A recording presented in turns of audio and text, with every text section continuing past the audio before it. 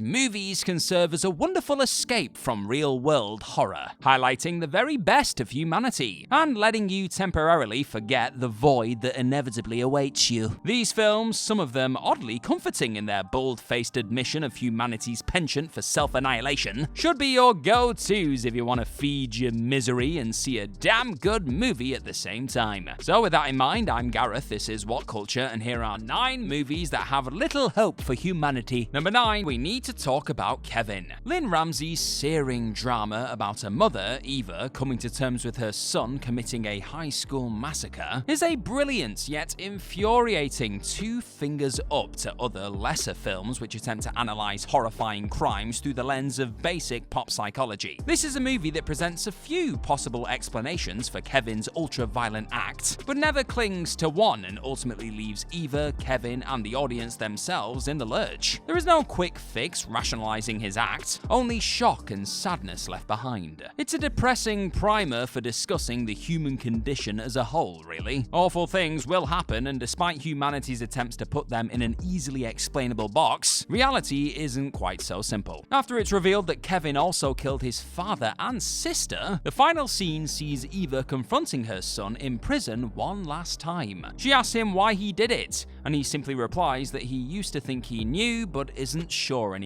In one of the all-time most depressing endings to a movie, a despondent, broken Eva hugs Kevin and leaves. There's no closure or semblance of hope, it's just grim stuff. Number 8, Night of the Living Dead. Night of the Living Dead was the first major zombie movie, and also the first to present itself as a socio-political allegory. There are numerous popular interpretations of the movie, perhaps most prominently that it's a critique of America's involvement in the Vietnam War. But the prevailing tenor is an extraordinarily depressing one where hope is in extremely short supply. Those zombie movies these days, and even George A. Romero's own subsequent entries in the Living Dead franchise, tend to skew a little sillier and more hopeful. From first minute to last, this film is ugly and brutal with little hope in sight. But nothing in this movie is more depressing than its finale, where hero and sole survivor Ben is shot dead by a gang of rednecks who mistake him for a zombie. The racial implications, especially with the movie releasing so soon after the assassinations of Malcolm X and Martin Luther King Jr., is undeniable. And on a broader level, it just cements what might be humanity's greatest and most disturbing fear of all, itself. Number 7, Requiem for a Dream. Darren Aronofsky's masterful, unflinching addiction drama is an ingeniously constructed movie that lures audiences in with flashy MTV-style visuals, which lull the viewer into a false sense of security about what kind of movie this is. At first, it might seem like Harry and Tyrone will make a fat living as drug dealers, giving Harry enough money to fund his girlfriend Marion's dress shop, while Harry's mother Sarah will fulfill her dream to appear on television. But this is no such movie, folks. The fall sequence in the movie's third act is a hopeless descent, as the 4 central characters pay the price for their addictions. Not just the narcotics, but also lifestyles and dreams. There is no redemption here, just ruined lives and an unfathomably depressing depiction of humanity's most tragically desperate instincts. Harry ends up with his arm amputated after injecting junky heroin into it. Tyrone is jailed as he goes through intense withdrawal. Marion performs degrading sexual acts for drug money. And Sarah is left a shadow of her former self by electroshock therapy. Yep, not a fun watch. Number 6, Melancholia. Lars von Trier is an indisputable master of miserable cinema, though Melancholia is his only movie to date that actually dares to commit to the sheer hopelessness of global annihilation. Aptly, this movie about Earth being threatened by an incoming rogue planet is the second entry into von Trier's so-called Depression trilogy. That sci-fi setup belies an otherwise grounded, bleak drama about a woman, Justine, battling crippling depression on the eve of her wedding, and the various forlorn figures in her life. This is a film where just about everyone is sad about something, be it a result of mental illness, personal and professional failings, or the simple fact that Earth's destruction is approaching. At the end of the movie, Justine calmly sits down with her sister, Claire, and Claire's son, as the world is destroyed by the planet's approach. There's no hint of salvation or possibility of survival, which basically reflects the human condition. You can flail around about the fact that you're gonna die, or, well, just accept it. Either way, the end result is still the same. Unsurprisingly, Melancholia was written during one of Von Trier's intense depressive episodes. But as hopeless as the movie definitely is, it does at least have a cathartic, oddly calming quality to it, so that's something. Number 5, Funny Games. You can take your pick here with either Michael Haneke's 1997 Austrian original, or the 2007 Hollywood remake that he himself directed.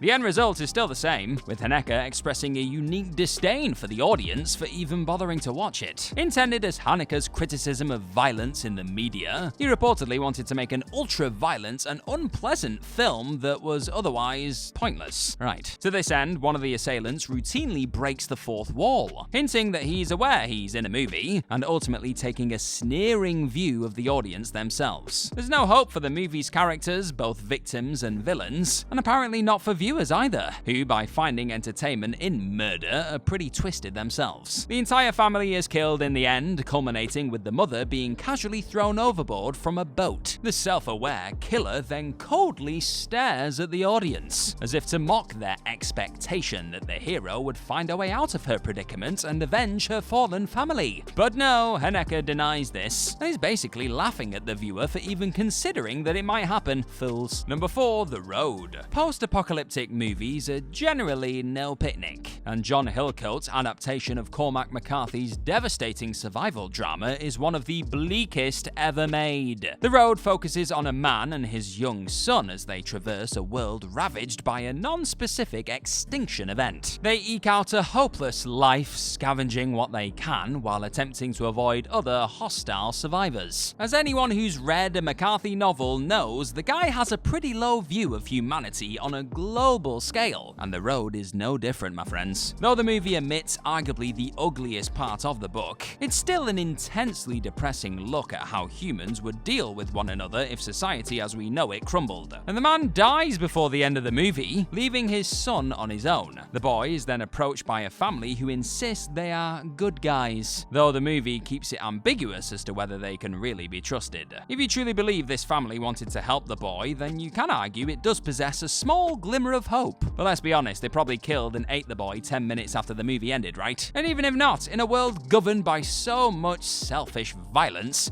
are good people really gonna last long anyway? Number 3, Synecdoche, New York. Charlie Kaufman's mind-boggling, dark comedic drama follows a theatre director called Caden Cotard, as he faces a major existential crisis in the middle of prepping an insanely ambitious play. Caden's life begins to unravel as his romantic relationships routinely break down alongside his body, which is afflicted by a crippling, non-specific ailment. Add on top of this the realism of Caden's play blurring the line between reality and fiction, and eventually he disappears, quite literally, into his work. At the end of the movie, an aged Caden speaks with one of the actresses in his play, and as he expresses a desire to do something different with the play's new director issues him one final command through an earpiece: die. Right. The film speaks plainly about the collective human fear of mortality through some painful yet poetic dialogue, presenting little hope for the individual's ability to transcend death. However, much like Melancholia, there's also an